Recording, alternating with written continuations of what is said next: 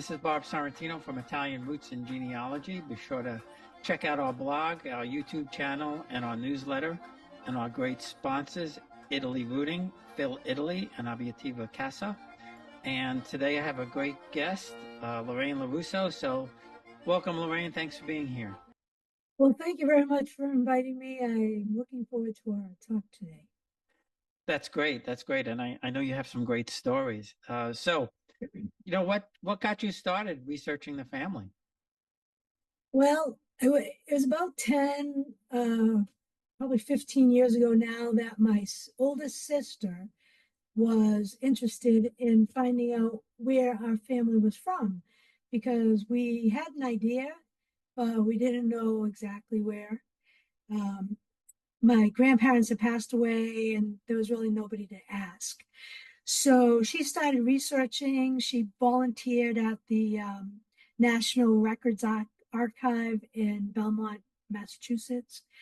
And she was able to dig up a lot of information, ship records, nationalization papers. So it started there. And then she had gathered a lot of information and put it aside. And when she became ill, I kind of took over. I was looking for her papers and found the information, and I took over from there. So about 10 years I've been working on it. We found out where our grandparents were from, each of the communes in Italy. And we also found out that we had some family there. So I knew there was some, but with the aging of the people on my side of the family, we lost contact. I knew there was somebody my grandfather used to write to, but as teenagers and young adults, we didn't really have much interest in it, like many people. And so yeah, we contacted a company that is based in Italy, and they helped us find our family. So yeah, it was an amazing time, exciting, and we really enjoyed finding our cousins. Yeah, isn't that exciting to find the cousins there? It is. It really we the first attempt I made was with one company, and I just went there blindly once we knew the town, and I drove around with him as my interpreter, and we came upon some people who could have been relatives, but we weren't really sure, and I didn't have a lot of time. I was only there one day, and then about 2 or 3 years later, I contacted another company, set up an appointment with them, gave them all the information that I had at that point. I accumulated quite a bit, and then they went off and went to the town. They asked a lot of questions of people. They found one woman at the gas station who said, "I know the family you're talking about. They live at such and such a place." He went there, confirmed it was them, and then he contacted me to let me know he had found my cousins. Wow, that's super. That's fantastic. So what towns are they from? They're from a town, we originally thought they were from a hilltop town called Trevico, and that's in southern Italy in the province of Avellino. But come to find out, Trevico's they split it off, and another town evolved in the valley called Vallesaccarda. And it's halfway between Naples and Foggia, so inland. And I found all kinds of records, birth records, marriage records for each of the parents, grandparents, and we found all kinds of information going forward. Yeah. Yeah, that's really neat. So now the cousins that you found, did they know that they had family in Italy, or was it a surprise to them? They knew that they had cousins in the I should have said America, but in the States. They knew they yeah. had cousins in the States, but where my grandfather was writing to them, once he stopped because he had passed away, he stopped writing. They lost contact, so they weren't sure who was left here. Um, they when I went to see them, amazingly, I mentioned my grandfather. I showed him pictures. One of the gentlemen who was in the room, he said, "I'll be right back." He ran home. He came back. He had on this little piece of paper my grandfather's address when he first arrived in the North End of Boston. When that happened, it was 1920. So the address was a good 80 years old, 90 years old, and they had kept it in the family Wow, all that's those something. years. Yeah. So how old was he when he got to the North End? My grandfather was 32. So so he was pretty old when he He got was there, yeah. older. Yeah, he was older. He had just finished serving in the Italian army. He had seen enough of the war, and he found with his brother a way to come to the States in 1914. And it was just the start of World War One, and he came to the States, and they worked for about a year. And then Italy, interestingly enough, Italy called back all of its sons and said, "Come back to Italy and help us fight this war." And that was where the family split. My grandfather didn't want anything to do with war. He had seen enough of death and destruction. His brother was younger and missed his family, and he went back to Italy at that point. So his brother went back to Italy, and my grandfather stayed here. Um, my grandfather helped build New York City. He was a bricklayer, cement worker, and laid a lot of the buildings, brick buildings, cement sidewalks in New York City with many other Italian immigrants. And he made his way to Boston. And so they wrote back and forth. The family split at that point, and um, my grandfather found a place to live in Boston on Margaret Street in the North End. And his brother went back to Vallesaccarda, and he raised a family there. And they conversed throughout the years. They wrote letters back and forth. My grandfather never went back to Italy. He wanted to leave the past behind. He made an effort to integrate into American society, which didn't always go smoothly. Both my grandparents on my father's side did not speak English. Um, they were not literate in Italian either. They never went to school when they were in Italy, which was common in the South, many families. And so they were in farming when they were there, tenant farming. So they lived with a family who owned the land, and they worked for him. But when they came here to the United States, they settled in Boston, Massachusetts, and found a job that he could do. He was a chauffeur. And my grandmother stayed at home. She had four sons. They had all gone to war, and one of them did not return. He was killed in action in France.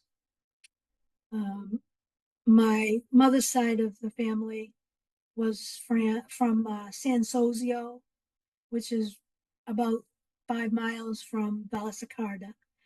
And my grandmother that lived there, um, she came to America when she was 17. My grandfather, who lived there, he came to America in his 30s. He was about 33. He was already married. He married in Italy, and he came to America and settled in West Virginia, became a coal miner, didn't like that line of work at all, and found some family of relatives that he could live with in Boston. And that's how my grandparents all met up. So all four of them lived in the North End. And interestingly, my maternal grandparents lived at the bottom of Margaret Street, number 5.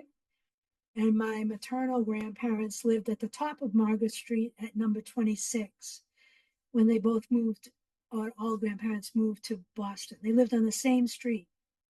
My mother and father were about 6 months apart in age, my mother being older. She was born in March. My father was born in October. They were lifelong friends, living on the same street, playing in the street together. They went to the same school. My mother went to vocational school, North Bennett Street Vocational School in the North End to learn what we call home economics, how to keep a house, cooking, cleaning, all of those, how to do clothes. And she got a job at a factory in Boston, right down the street from where she lived, sewing men's army pants for the World War II. She used to sew all the pockets into the pants, and then it was piecemeal. So she would do pockets all day, and she would do hems all day, and they'd pass it on to the next person. The next person would sew the next piece of, belt loops, whatever had to be done. My father went on to Boston English High School and graduated high school, and then got a job for Firestone. But when the war opened in December 1942, the U.S. was dragged into World War II, and my father enlisted. My mother and father were engaged to be married. They married on September 10th, 1944, during the war, on one of his leaves. But unbeknownst to them, 3 days before they got married, his brother was killed in action.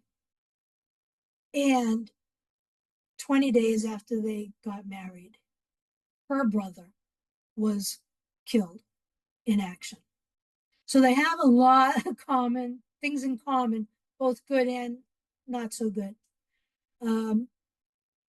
But they lived the rest of their lives together, happily married. My father was so devoted, and they raised 4 of us. So I've always felt this obligation to find out, where are my cousins, what happened to that family. And that drove me to ask more questions and try to find some answers. And I did. I was really pleased. In 2016, I got my Italian citizenship. So I was very pleased with that I finally kind of recognized my grandfather for his effort coming to America, starting a new life. And I felt like, sorry, I'm a little emotional. I felt like I was paying him back, or recognizing what he did for me. Yeah, that's fantastic. That's great. And don't worry, I understand the whole emotional thing. Yeah. When I was over there, I was crying all the time. My wife said, "You got to stop crying." But it's interesting that you mentioned, they was sewing right down the street and everything. Because I grew up, in New York City, and up until I guess the '80s or something like that. They were still making clothes there and everything like that. It's so sad that all of these things are gone now. Yeah. But I'm interested in, when did your grandparents pass away? Because the reason I ask is I was close with Anthony Riccio, who interviewed a lot of people in the North End, in the early '70s, and it's just, the stuff that he did is just a great testimony to the people that came over. It's nice to have those records. I've been finding more and more information online too about, different prejudices against the Italians when they came to this country. And um, I, I don't think it was very easy for them because they didn't speak English. But when my parents went to school, they obviously were English speaking and came home, and we did try to teach them a little bit. My grandparents passed away. My grandfather actually um, passed away in tomorrow would make 1967. So uh 50 years ago, 50, almost 50, 60 Yeah, years ago, yeah, almost 60 now. Yeah. 60 years ago. And my grandmother was in the 1970s. They were not in good health. They never had access to any kind of health care that was of any quality. But your grandmother, she still lived in the North End at that time, or she had moved No, over there? when my uncle, their son, uh, was killed in action in France, Anthony LaRusso, he has a plaque on Margaret Street at the bottom of the hill, and Anthony Corlito has a plaque at the top of the hill on Margaret Street. Um, when he died, he was buried in France, and it took them 4 years of letter writing to the U.S. Army and to the people in France to retrieve his body. And they were able to exhume his body and ship it back here to the U.S. And he's now buried peacefully at Forest Hills Cemetery in Rosendale. But uh, once that happened, the Army pays a death benefit, and my parents had all been working, so they pooled their money and they bought a house in Somerville, Massachusetts, about 1948, and they lived out their lives there. So they were frequently, I mean, it was only 5 miles to Boston. They were frequently in the North End. They went to church there. They shopped at Haymarket. They did all their business there. The bank was there. Um, so they were there very frequently. Um, and then once the grandchildren came, they were more staying at home, taking care of the kids. They watched us grow. There was an elementary school right across the street from where we grew up, and they used to watch us out the window to make sure we crossed the street and come home safely. In those days, there was no worries. Um, so yeah, they lived their lives out in Somerville. Yeah, that's nice. Yeah, well, that started to happen. And, people started going to the suburbs and all of that. So now have you done DNA at all? I did, yeah, ancestry. I did my DNA, but I can't get anybody in my family to do it. I know.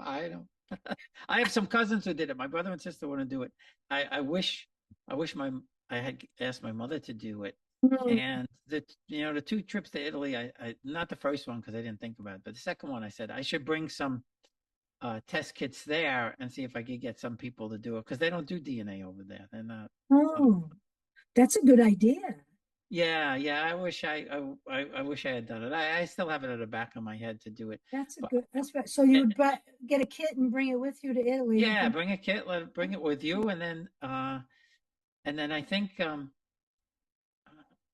you have enough time to probably ship it. I know there's some sort of limitation on it. Of course, because you know what they say, the more people that do it. I actually did it with Living DNA also when they started up because they're based in Europe, and I figured, well, Mm. maybe I'll get more hits, but no, they don't do it. You know, Oh, mm. That's a good very idea. few. That's a good idea. I like that. I might do that next time I go. Yeah, yeah, because again, like I said, they say the more samples that you have, the better it works. I mean, I found a few distant ones through a Living DNA, but not that many. And my wife, on the other hand, her father's from Puerto Rico, and she's got tens of thousands of cousins from Puerto Rico. I mean, I think every Puerto Rican person in the United States has done a DNA test. They're all related. Oh, she's got so many. It's like, yeah, and even with Living DNA, she has a lot more than me. That's for sure. Huh. Uh, and so now, did you, in when doing the research, was there anything that you found that was like, surprising or amazing or? Um, well, uh, um, in doing the research for, I think the best story was when, how the family split. That really solved a lot of the issues I had with, well, if they both came to the US, why did he go back? That was a major question in my head. And once I found that out, I also was able to ask the family in Italy a lot of questions about the history because when I went there, you must know Italian. When a house falls down because of an earthquake or is destroyed somehow, they don't take that house and rebuild it like we would in the US. They just build beside it, at least in this town that I was in. And so they still have my grandfather's house, although it had been demolished with earthquakes. It was still there. Part of the walls were there. It was all stone. And so my cousin, my first cousin, he told me that what they used to do was live in this hillside, and all of the farmland was in the valley. So they would walk down the hill to the farms, do their farming for the day, and then they would find a stone um, in the farm and carry it up the hill to where they wanted to build a house. So over time, every time you go down, do your farming, bring a stone back, there'd be 5, 10, 15 people bringing stones back and they'd put them in a pile. And then they would stop building the house. So over time, all of these stones would make its way back up the hill where they wanted to build the house. And so he said that's the way they built my grandfather's house with his family. My grandfather, his brother, parents, they were all farmers, and they had this little patch of land that the owner had, and they allowed them to build a house in this clearing. And it was just a very simple stone house. It had you couldn't even imagine how simple it was, but it was a house they lived in. So we uncovered little stories like that. The fact that they had kept, even though my grandfather was long gone, they kept his address. That attachment to somebody in the U.S. they didn't know was this address that they had. I also found out that um, they were good repair mechanics. They knew cars inside and out. They wanted to know what kind of car I drove. They um, they all drove Mercedes. They thought that was the best car in the world. So they could take an engine apart, put it back together. Um, they um, they had farms, but not as big as in the past. They had a vegetable patch. They had some fruit trees. And the amazing thing about that is they eat in season. So whatever they have either stored or was available in the vegetable patch is what we had for dinner, which I found amazing because after about a week there, 4 or 5 days that I spent with them, I felt totally different not eating all that processed food. It was so, I said, it's subtle, but I really feel a difference. All their food was fresh. All the women were in the kitchen making handmade pasta for us to eat at lunch and dinner. Their pizzas were handmade. They had rabbits, chickens, which they would make these kind of fillets, chicken fillets or rabbit fillets for meat, and any vegetables. He had when I went last March, he had onions already in the ground, and apricots were coming out. He had a huge bundle of hazelnuts that they would eat. Um, but everything handmade, everything from the ground. Very little. They would go in the morning to get their coffee at the local cafe. They call it a bar, Yeah. but everything else was made in the house.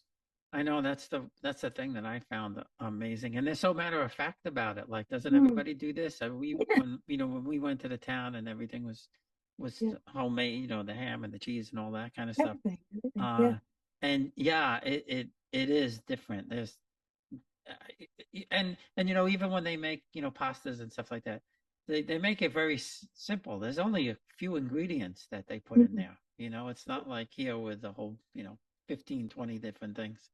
No, no, they had, that's the thing. Their pastas were, flour, water, and an egg, and that's what we'd eat. They'd make different shapes, different, textures, but it was it was very simple. It's nothing, contrast that to the north where it's a lot.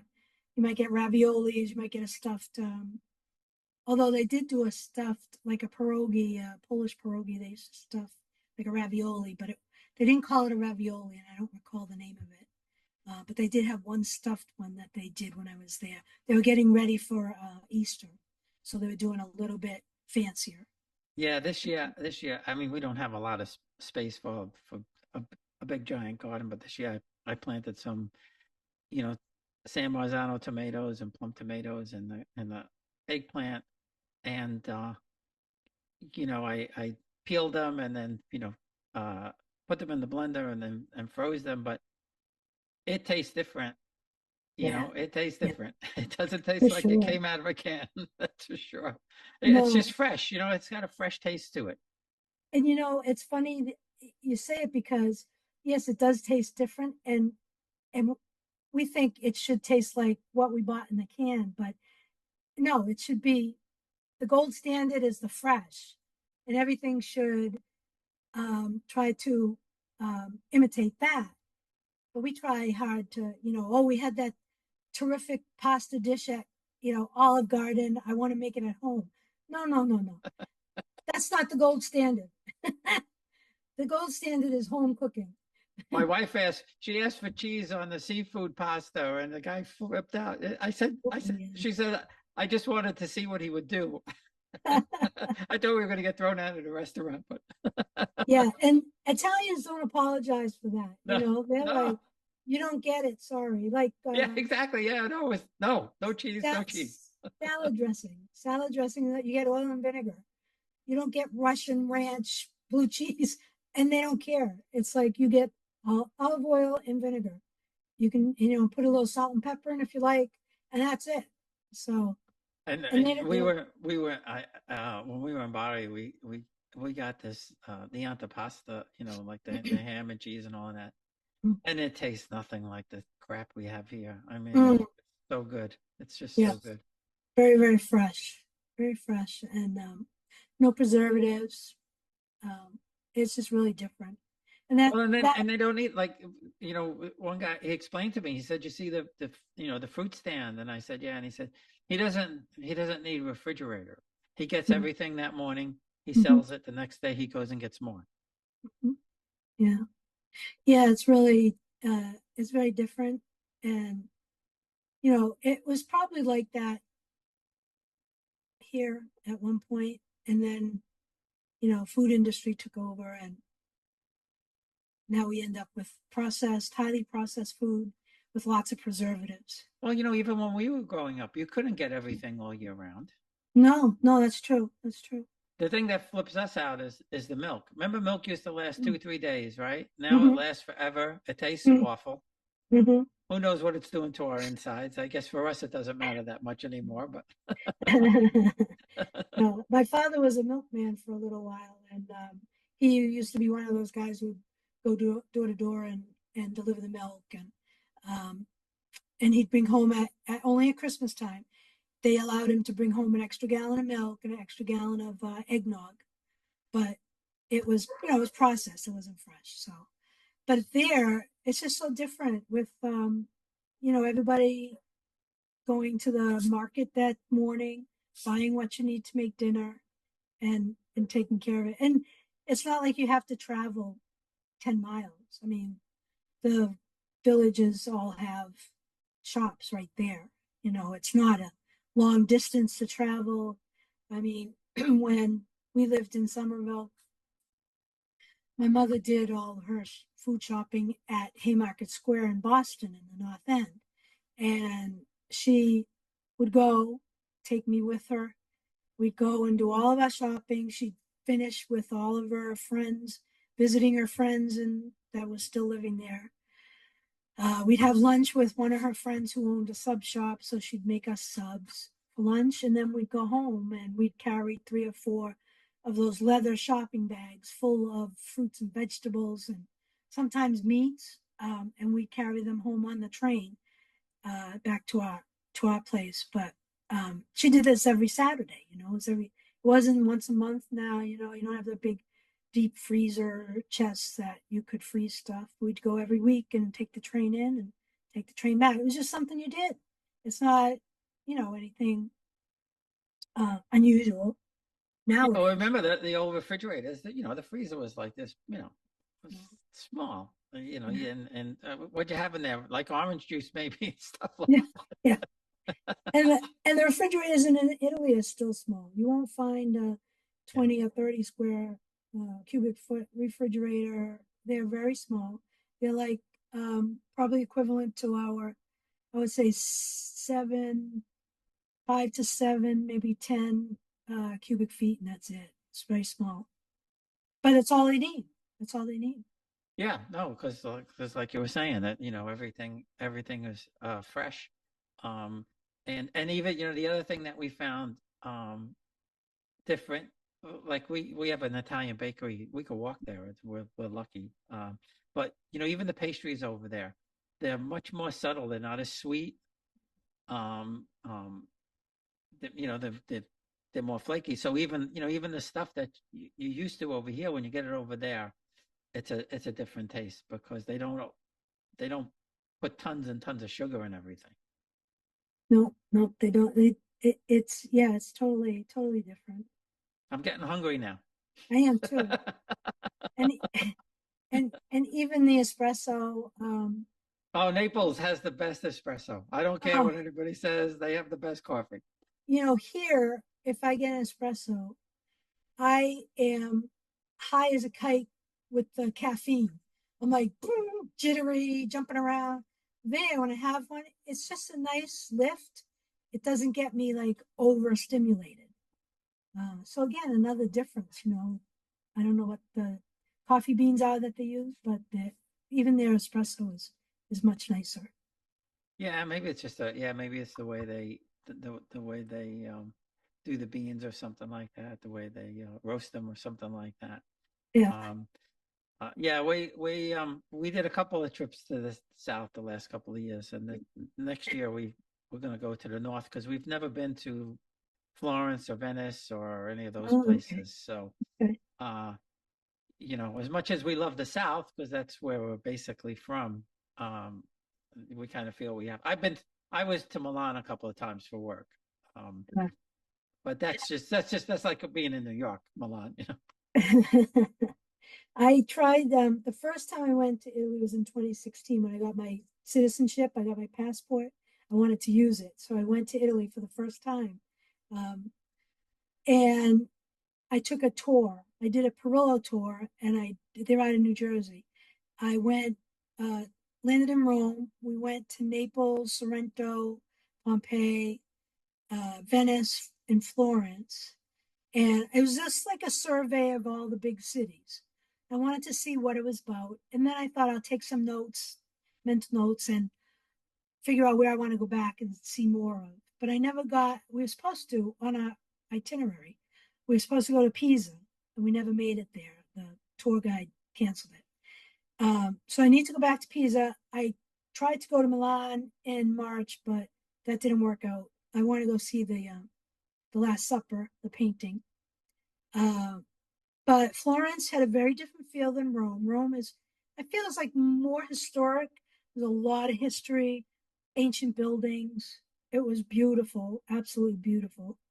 Florence was more, you can feel the Renaissance vibe. Um, Florence had, the Uffizi Gallery was beautiful. Um, the river was really pretty. There's lots of overlooks to the Duomo from the other side of the river, and it was really pretty too. Venice, Venice, we were only there for a quick day.